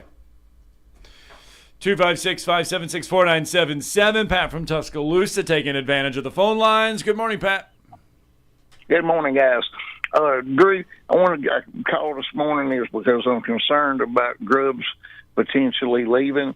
I kind of felt that the best thing about getting Kalen DeBoer was that Grubbs came with him. And do you feel that Grubbs would not leave for the NFL? Because if he goes to the NFL, it's a longer time before he has had to prove himself in the NFL before getting a head coaching job in comparison to staying at Alabama. Well, a head coaching job coming his way within 2 years. Look, I mean, it is its introductory press conference. Kellen DeBoer talked about trying to create opportunities for his assistant coaches to become head coaches. Nick Saban did the same thing. It's about who the head coach is. It's not about the assistants, and I'm not, I'm not trying to be, lessen their impact. But I just think, you're going to, if you have a successful program, assistant coaches are going to leave, and so he could have become the head coach at Washington. That was the first thought, that he might get the head coaching job there and not come to Alabama, but he did not get it. We know Jed Fish did. He has not been interviewed. He has not been offered the job thus far in Seattle. So until that happens, he's going to be in Tuscaloosa. If he does move on, I don't think it's the end of the world by any stretch. I think Kalen DeBoer is an offensive-minded head coach. It's his offense, just like for Nick Saban, it was his offense, defense, and special teams. But Kalen DeBoer is heavy-handed with the offense. I'm sure he would already have a succession plan in his mind as to who to bring in. But again, he and Grubb have been together since his days at Sioux Falls, and until he gets offered the job, I wouldn't assume he's going to be gone. And so they have a very tight symbiotic relationship. But again, Ryan Grubb, I would think he would want to be a head coach, and certainly working for Kalen DeBoer at a place like Alabama would be a fast track to that. But again, as you've heard Josh Pate, as you've seen, the NFL's become more attractive to these college coaches because of NIL and the transfer portal. So that's another reason why the game on the college level needs to be, tweaked and cleaned up. But again, I think Kalen DeBoer would be able to manage this if Ryan Grubb leaves. But again, it was a report of interest. It was no report of a job offer, or like Scott reported in the first hour with Liam Cohen, a deal being worked out. It's not reached that stage. So I would just let things play out. Okay, because he has Nick Sheraton on staff, and Sheraton was a pretty good quarterback coach with that guy that almost won the Heisman Trophy.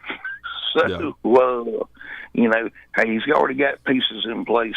So, but I still like to have Grubbs because Nick did think a whole lot of Grubbs, and I'm kind of going with what Coach Saban was thinking that, so anyway, hey, you guys have a blessed weekend. Are you coming down for the basketball game tomorrow? That is the plan right now, Pat. Looking forward to being back in Tuscaloosa. I was there this past Saturday when they routed LSU, so hoping to see another good performance by the Tide. And then some recruiting news for you. I'll give a shout-out to Brandon Howard of Rivals.com, but there's a junior day this weekend, as you know, Pat, and the number one player in the 2025 class, Jakeem Thanos Stewart, he's a defensive end. He is going to be on campus at the University of Alabama. So Alabama getting some big-time talent in there with Kalen DeBoer, who had no Southeastern ties, according to brilliant people in the media.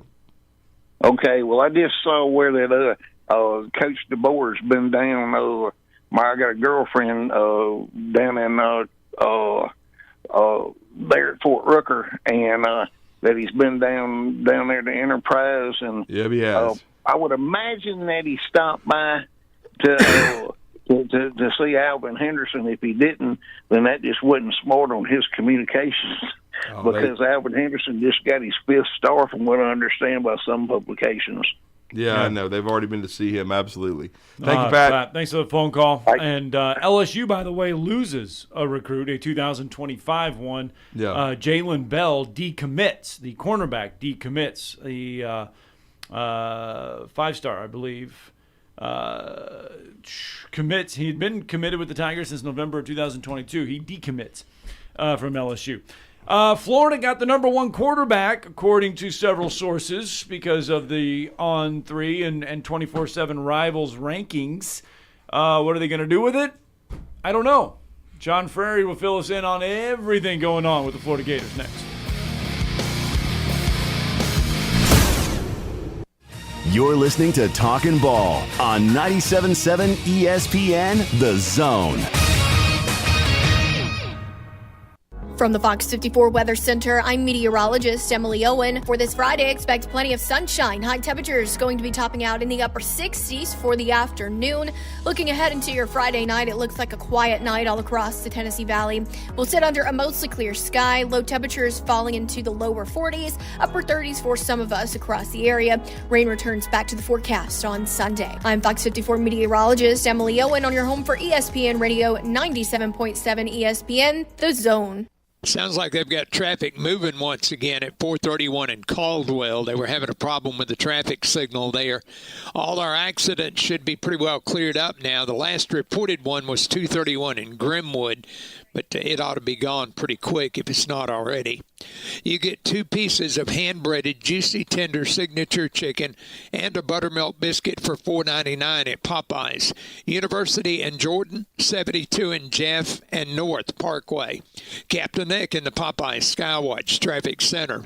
If you're drowning in IRS debt and can't afford to pay, then you need to take advantage of special IRS tax programs that are available and free yourself from IRS collection efforts once and for all. Due to the financial hardship consumers are facing throughout the country, the Internal Revenue Service has made it easier to settle delinquent tax problems. An open phone line has been established by Community Tax for consumers to call and see if they qualify. Take down this number or store it in your cell phone, but call the Community Tax Helpline at 800-254-5040.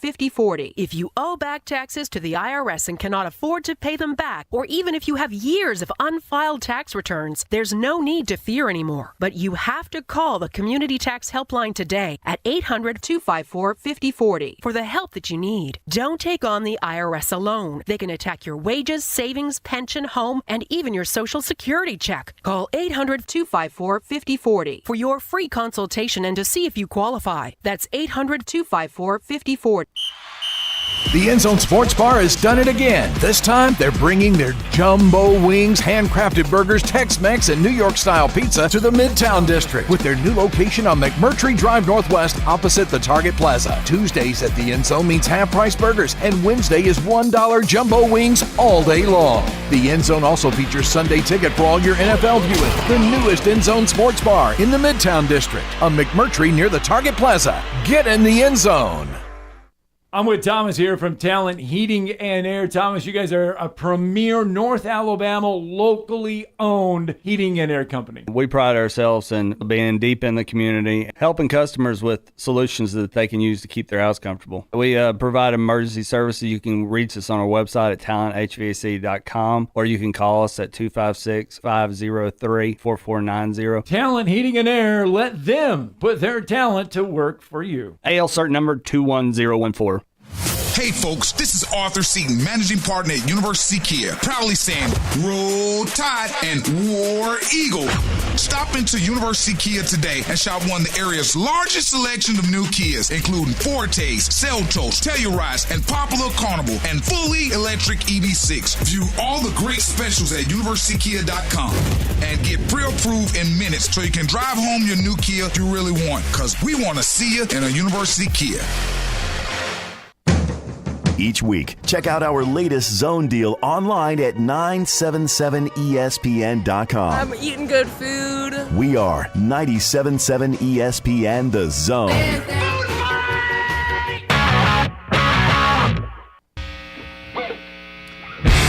Welcome back. Talking about 97.7 ESPN The Zone. We are on that downhill slide towards the weekend, 25 minutes and counting.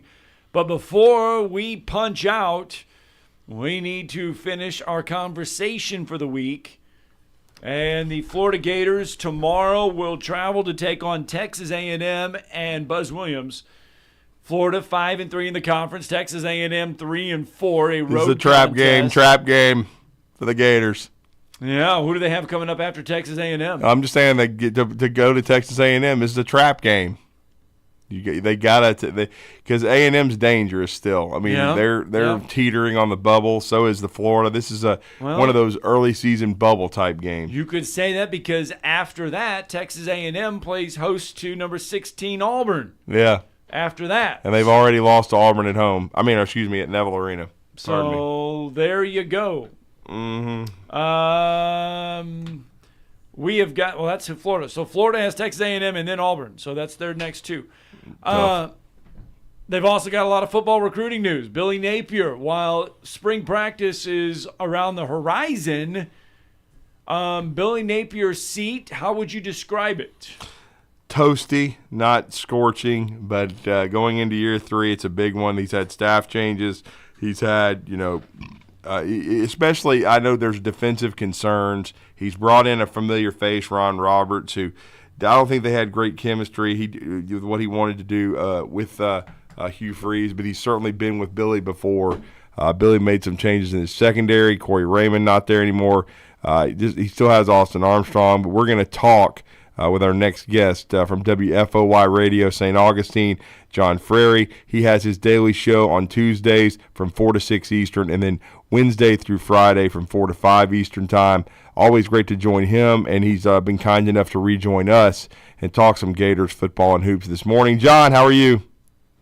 Drew, doing great. I think toasty might be a good description of Billy Napier's seat right now. Probably warmer than my car seats in the winter, that's for sure. Going to be an interesting spring. Let me start there. Yeah. One bit of good news for Florida football fans is that the spring game will be on a Saturday instead of Thursday night. I never understood that Thursday thing. I never did, John. I know he wanted to try to get a kind of be the one-man show kind of thing, but I always thought it should be on Saturday.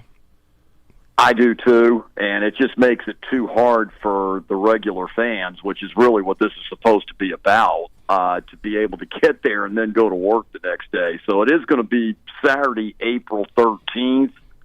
You brought up Ron Roberts, Drew, and that's going to be an important hire, I think. The defense has been awful the last 4 years, even before Billy Napier got there, and that's something that's got to turn around in 2024.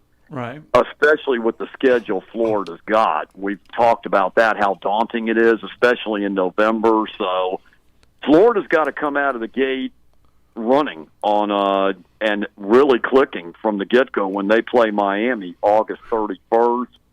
I'll be curious about DJ Lagway and how much he's incorporated in this. Graham Mertz is going to be the starter. There's no question about that. But I think DJ Lagway has got to have a significant role next year. And so that's my first thing that's going to be between the defense and how they incorporate DJ Lagway into this offense are the two things that are going to be the most interesting for me from the get-go. Well, okay, so Billy Napier, we describe his seat as toasty. But the thing is he walked into a Florida situation that was tough. I mean, Dan Mullen did not like to recruit. And so there was nothing in the cupboard for him to walk into. Now, I get it. You've got the transfer portal. You can go get guys. But this is only year 3. Does it really make sense that his seat is that warm considering the situation he walked into? I think it does, and I'll elaborate why. If they had shown some progress on the field last year, guys, I don't think it would be toasty. Okay. Ideally, I think they wanted to give Coach Napier 4 years, they being Scott Strickland and the administration, and I think they still do. However, when your product has looked as bad as it has on the field, I mean, last year, the special teams, I'll start there, which they did bring in Joe Houston from New England recently, but he's not going to be an on-the-field coach. He's an analyst. I would have liked to have seen him be on the field to help with special teams. We know about the 2 number 3s in the Utah game, the 12 men in the Arkansas game. I think if they could have made a bowl game last year, guys, and had a little bit better showing on the product on the field, I don't think his seat would be toasty. But getting back to that, they're 11-14 overall. This program's had 3 losing seasons in a row, which hasn't happened since 1947. So, yeah, I think he's going to have to show something this year, guys, on the field, meaning he's not going to have to win the SEC, and I don't think they're going to be anywhere near that, but I think 7 wins is going to be necessary for him to be around in 2025. I think anything less, and I think we're going to be talking about a new coach next year, unfortunately. And I think he can get to the 7 wins, but he's got to have a winning season and reach a bowl game this year. I just don't see him being able to sustain if it's another 5-7 like it was a year ago. And the product just needs to look better, meaning the execution, not the silly penalties, like going back to the Florida State game, late in the game with a targeting on the quarterback, Drew Weatherford, and stuff like that, that when you're in games and your margin of error is so slight, which it is with Florida right now, because of what you touched on, he wasn't left with much of a cupboard. You got to execute a lot better than what we've seen. So all those factors combined, I think it is toasty this year. I think, again, he's got to get to 7 wins to be able to remain there for 2025. Well, he did. Wow. He did. Was able to take advantage of Nick Saban's retirement in one way with Jameer Grimsley from the Tampa area. He asked out of his letter of intent, went into the transfer portal. His father is a Gator fan. He almost went to Florida anyway. So with Saban retiring, that opened the door to bring that young man in. They got L.J. McCray, who some people think is the best defensive lineman in the country. They've got DJ Lagway. There's a lot of star power in the recruiting class. With the way the program has struggled in the 2 years under Billy, I would think that a lot of these young men are going to have a chance to get on the field early. There's no doubt, Drew. They're going to get on the field early, and I think they're going to have to play significant roles because of what you just brought up. And they lost Trevor Etienne at running back. That's right. In the transfer portal. That was another major hit, I think, to Coach Napier, because arguably he was your best offensive player from last year's team. I mean, you can maybe argue it's Trey Wilson, who will be back at wide receiver, and he's going to be very important as well. They also picked up a wide receiver from Wisconsin in the transfer portal that's played with Graham Mertz before, and I think that's going to be big as well, and they've got 2 offensive linemen, one from Arkansas, one from San Diego State they brought in for the tackles, and I think they're going to get to contribute too. But L.J. McCray, by the way, that was huge to get him on the defensive side, because there was a lot of stories out there on early signing day whether he was still going to come to Florida or not. So there is talent, and the recruiting's not been an issue with Coach Napier. That has been his strength, guys, no question. And I think it would have even been better with a winning record this year, because if you remember, they were ranked in the top 5 for quite a while. Even top 3, yeah. But they lost, they were an 0 in November, and that hurt. There's no doubt. I think a lot of the noise in the system made a lot of those kids decide in December, I'm not going to go to Florida because I don't know if Billy Napier's going to be here in a couple of years when I am. So I think that hurt him in recruiting. But with all that being said, it was still a very good recruiting class, as you just laid out, Drew. So, again, I think it comes down to, can the youngsters perform on the get-go from the beginning, a lot of these guys, and then how good is this defense, and how better is the execution on the field just to get the 7 wins. I think 7 and 5 will get him home for another year and move the program on, but got to get to 7 next year. I stress that again. Schedule-wise, I don't know if it's advantageous for him to do it. 5 of their first 7 are at home next year, but the road games early on, those 2 are at Mississippi State and at Tennessee. It's Miami, Samford, Texas A&M, and UCF in Kentucky, all early at home, but it's the road trips that kind of loom at Tennessee, at Texas, at Mississippi State, at Florida State. It could be a little daunting. It could be very daunting, November especially, because starting with Georgia and running right down to Florida State, and there's a road trip to Texas as well in there, and a home game with Mississippi, and we know what Lane Kiffin's doing in the transfer portal. So he's got to make his Billy Napier early. Miami and UCF, in my opinion, are must-win games. They're both in Gainesville.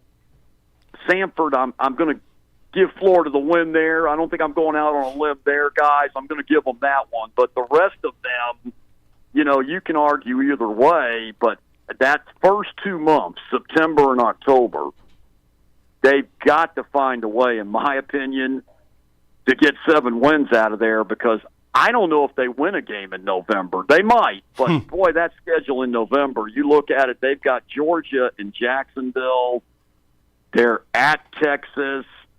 They've got Mississippi and Gainesville. They're at Florida State. I would argue that I don't know if there's a tougher schedule in the country than that. And LSU's in there too. So that's a tough schedule in November, no question. Yeah, and I mean, so Florida draws Texas as the first time. What's it like having Gus Malzahn and UCF finally come to Gainesville?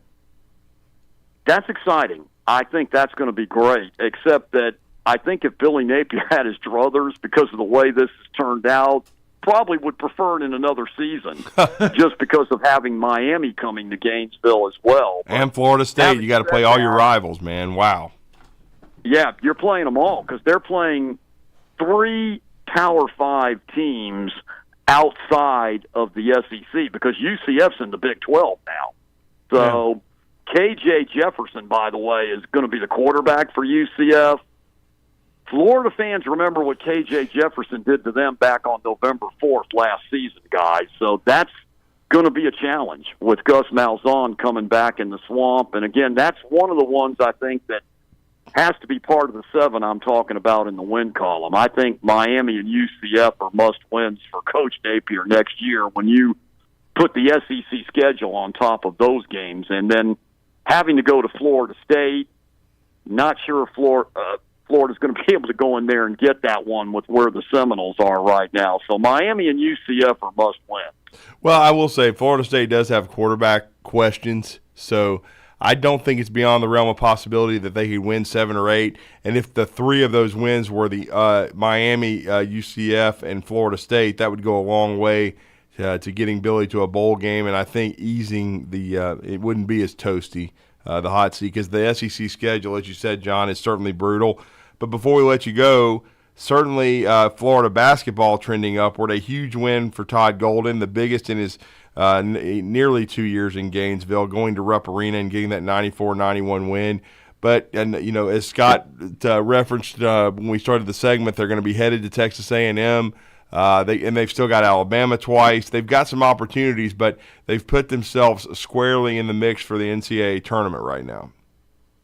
The Kentucky win was huge. I can't stress how big a win that was for Coach Golden in this program. It was a quad one win, and they hadn't had one of those this year. They were 0-6 in those games going into Wednesday night. And the way they pulled it off, guys, because they were behind for the majority of that game, but they kept battling back. There were 15 lead changes in the second half of that game before it went into overtime. And Florida does, as you just stated, Drew, they are in very good position. I like what Todd Golden's done in the transfer portal. Most of this team consists of transfers other than Will Richard and Riley Kugel. The three guys that have really stood out, and they stood out on Wednesday night, have been Walter Clayton, Zion Pullen, and Tyrese Samuel. They have been fantastic, those three, amongst others on the team. Texas A&M, I think, could be a trap game. I heard you guys talking about that before I got on, and yeah, because you come off an emotional win at Rupp Arena against Kentucky.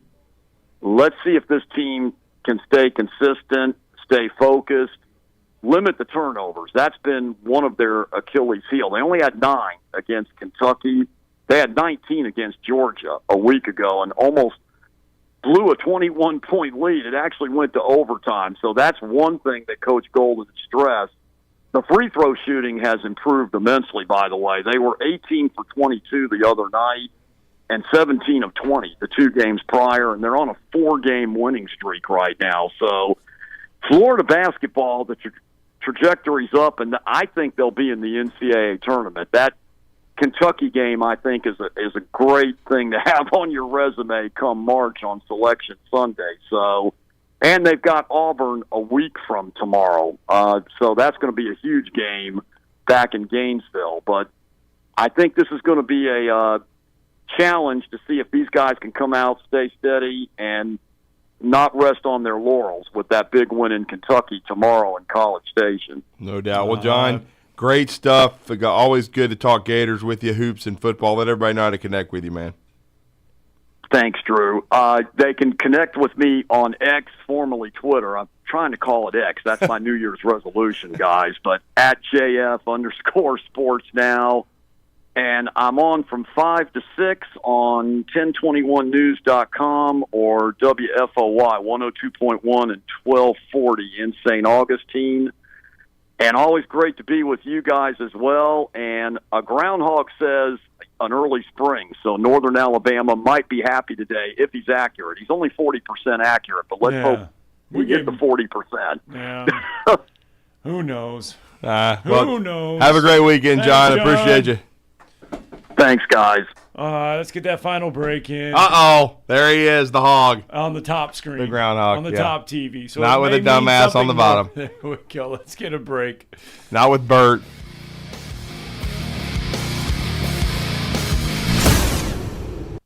You're listening to Talkin' Ball on 97.7 ESPN The Zone. It looks like we're going to wrap things up in pretty good shape this morning. We haven't picked up anything new accident-wise. Everything from earlier should be cleared out of the way. Had a problem with the traffic signal, 431 in Caldwell Lane. They've had a signal engineer there running that one manually. They're working on getting it back online and functioning properly. Snelling can help you hire the accounting and office professionals your team needs. Direct hire, temp, or temp to hire. Snelling, partnering with the area's top companies for over 60 years. Snelling, 256-382-4000. Captain Nick in the North Parkway Popeyes Skywatch Traffic Center. Specializing in simple and affordable rentals, McCurry Van and Car Rental can make sure you have just the right vehicle for your next family vacation, weekend getaway, or if you just need transportation while your vehicle is being repaired. McCurry carries Ford Transit vans and Mercedes Sprinter vans, trucks and work vans, and more. And they offer discounted rental rates for long-term rentals. Now with 4 locations: Athens, Muscle Shoals, Coleman, and Huntsville. Log on McCurryRentals.com to make your reservation now. That's McCurryRentals.com. Normally, when you call a roofing company, all you hear is, you need a new roof. Not when you call Fleming Roofing and Restoration. Since 1965, the folks at Fleming have been focused on what you need, whether it's an easy repair or a full roof replacement, commercial or residential. And when it comes to storm damage, you want Fleming on your side. They know all the ins and outs of insurance claims and will guide you through the entire process. Log on FlemingHSV.com and book your free estimate today. Fleming Roofing and Restoration. We show up.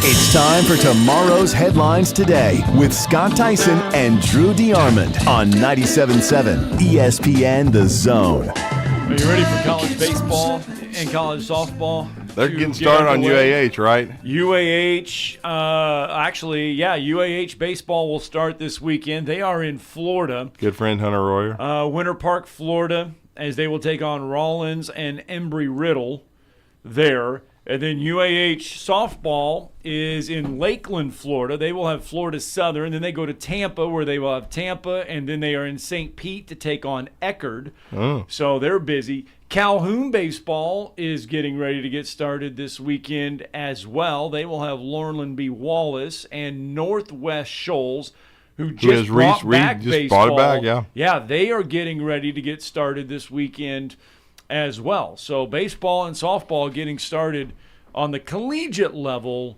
this weekend. Yeah, and I know Alabama's been scrimmaging. Auburn's getting ready to get cranked. We talked to Brian Matthews about that. So as basketball enters the final stretch of the regular season in collegiate, and then we reach the end with high school basketball in the state of Alabama of the regular season this week. Some area tournaments will be starting tomorrow on Saturday. So the postseason is here. Huntsville High finished out, in grand style, 76-55 on senior night last night. Caleb Harrison awarded 1,000-point basketball. He's had a great career, over 800 rebounds, which we know he signed with Samford. And they honored 4 seniors last night: Cody Bowie-Smith, Carter Palastro, and then of course Microwave Merrick McCartney, who started the game, had 11 points, and he's had a great senior year. So Huntsville 28-2, but nothing guaranteed. Everything starts on Tuesday over at Huntsville High. They will have the Sparkman Senators.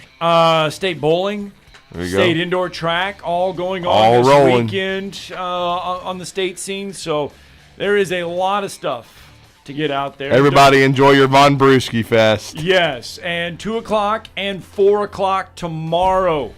I have basketball. I have basketball at 9 a.m., 10:15 a.m., maybe 2 other games. Then I'm headed to Tuscaloosa. So we are going to have a full slate for you, everybody. So enjoy your weekend. Yeah. Stay safe, and we appreciate you for buying Corleo's Mexican Grill. Already sold out. And don't watch the bottom TV. Yeah. What does it mean to be a part of the Southeastern Conference? That you paint your body, your car, and your dog your school colors? Maybe. But it means more than that. It means your alumni network includes the state, the country, and beyond. It means your school ring doubles as your resume, and yeah, you better believe it means more titles, like doctor, CEO, and your honor. Because this is the SEC, and here, it just means more.